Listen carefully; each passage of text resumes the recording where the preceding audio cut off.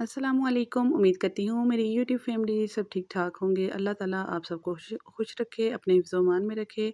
आज मैं आपके साथ वाइट लोबिया की रेसिपी शेयर करने लगी हूँ। तो इसके लिए मैंने 2 से 3 अदद प्याज ले लिए हैं। इनको कट कर रही हूँ। रफली आप कट कर लें, जैसे आपको ईज़ी लगता है आप प्याज को कट कर लें। अगर आप बड़े साइज़ का प्याज ले रहे हैं तो 1 प्याज भी काफ़ी होगा।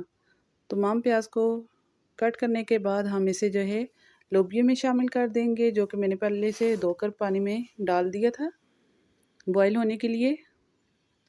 साथ में आधी चम्मच इसमें हल्दी की डालेंगे और 1 चम्मच नमक की इस्तेमाल करेंगे और इसको अब बॉयल होने के लिए रख देंगे ऊपर से ढाँप के।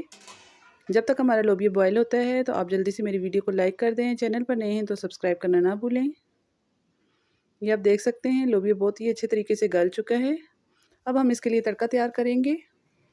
तो मैंने इसके लिए एक पैन ले लिया है और इसमें जो है हाफ़ कप मैंने ऑयल का लिया है। अगर आप चाहते हैं तरी वाला खाना पसंद करते हैं तो आप जो है इसमें 1 कप ऑयल का ले लें।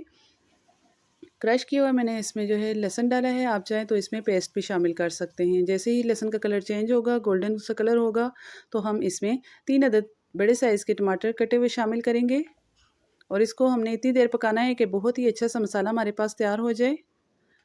अब हम इसमें जो है साबुत मिर्चें इस्तेमाल करें। आप चाहें तो पाउडर फॉर्म में भी इस्तेमाल कर सकते हैं, जो पाउडर में मिलती हैं।